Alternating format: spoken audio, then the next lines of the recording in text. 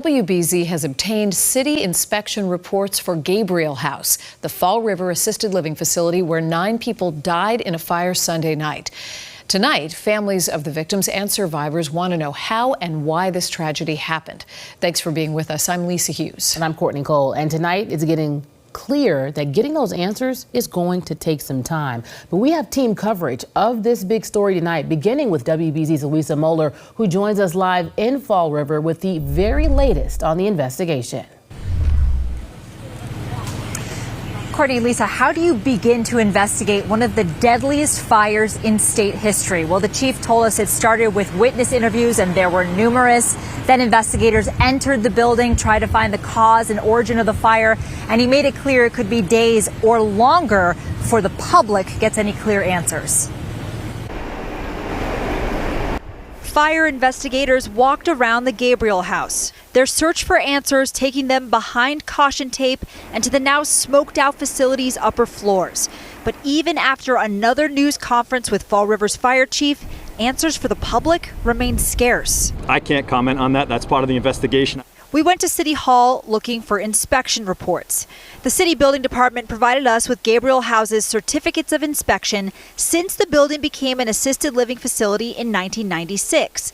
The reports do not detail any code violations. They do show the building was inspected annually until 2006. Then there are gaps, with no record of an inspection provided to us between 2017 and the building's most recent inspection in 2024. They had mice, they had cockroaches. With mice is fine, a lot of people get mice. They had cockroaches, infested with cockroaches, bed bugs. It was dirty. Very dirty. Yesterday, a Gabriel House employee told WBZ about her health concerns with the assisted living facility. Tenants and other employees alleged that the building's elevator was broken at one point. That elevator's been broken the last 4 years, off and on forever, and there's people stuck in their rooms, have to have their food brought to them. Another employee told us she didn't see the same issues. I wasn't here for those months, but when I was here, it was working. So It was working. I don't know about that.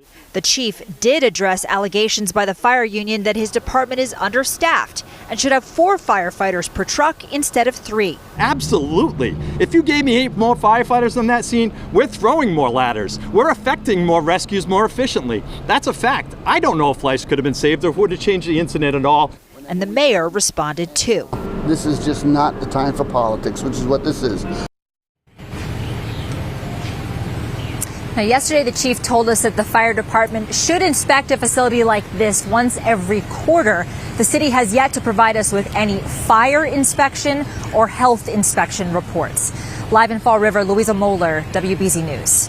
Louisa, thank you. And tonight, there's an outpouring of support from the community for the victims and survivors of the fire. WBZ's Christina Rex has the latest from Fall River. And that was his room right there, the last one. Robert Albernaz is trying to understand how his brother, 64-year-old Rui, didn't make it out of the Gabriel House fire. I just don't understand how his room was the last one. He's right outside of an exit, and he didn't come out.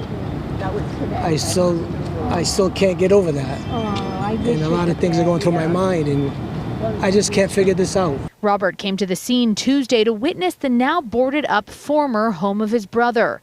On Monday, firefighters talked about the struggles they faced in the exact area where Rui Albernaz lived. So my brother and a couple other people said, hey, there's still people trapped on the 3rd floor. So they raised a ladder. I went in. I didn't have an air tank or anything. First room empty. Second door I kicked in, body. Next room empty. Next room, body. There was just nobody there. There was just nobody there, and I couldn't believe that. After all this time, there was still a whole area with people trapped. It was awful. Albernaz is remembered as loving, a dancer. He died along with 8 other victims, including Richard Rashawn and Eleanor Willette. On Tuesday, community members left flowers and tied balloons outside the assisted living complex that once housed dozens until it became the site of a deadly fire. I feel bad for the families that are involved. It's just a really hard time for everyone, you know.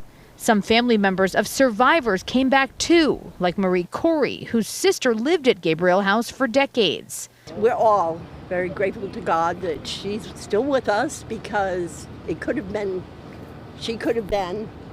gone. But for victims' families, the visual of these boarded up windows is hard to take in. It's a disaster. It's awful. It's awful.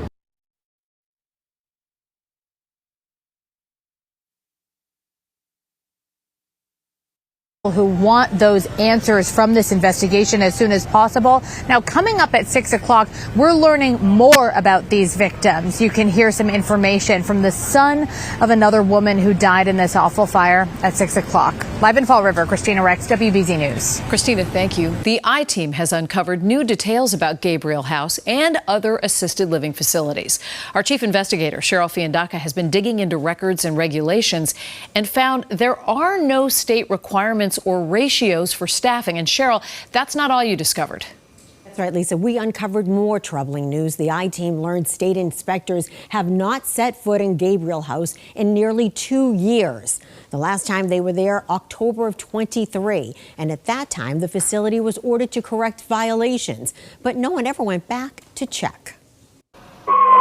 Well, we have people trapped on the second and third floor. When the deadly fire broke out Sunday night at Gabriel House, the assisted living home in Fall River had 70 residents.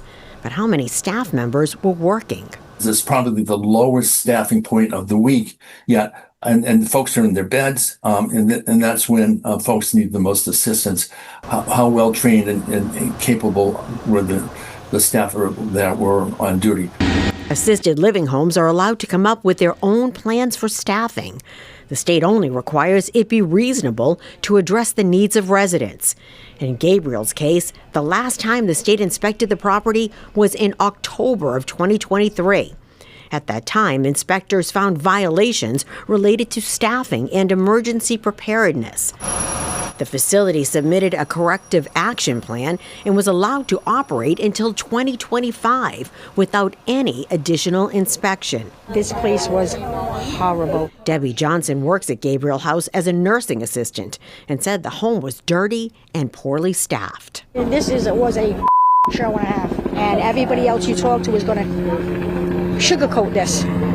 But there's no sugarcoating whatsoever. There's not one. I cannot say one good thing about that place, not one. I want to start by the devastating fire. Earlier today, the Executive Office of Aging and Independence held a special commission meeting on assisted living homes, which have few requirements and, unlike nursing homes, have little to no state oversight, leaving advocacy groups with questions about how prepared Gabriel House was for emergencies. Questions we have: how frequently have fire drills occurred?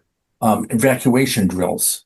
What has been the training for staff? What's been the staffing ratios? At close to 11 o'clock on a Sunday evening, we'd like to see all those requirements significantly increase. Training, staffing, and inspection. The I-Team found very little transparency around assisted living residences. The Executive Office of Aging and Independence does not post any records or inspection reports online. We filed a public records request for staffing and emergency plans for Gabriel House, and we'll share them with you when we receive them. Lisa? WBZ's Cheryl Fiandaca, thank you for joining us live here.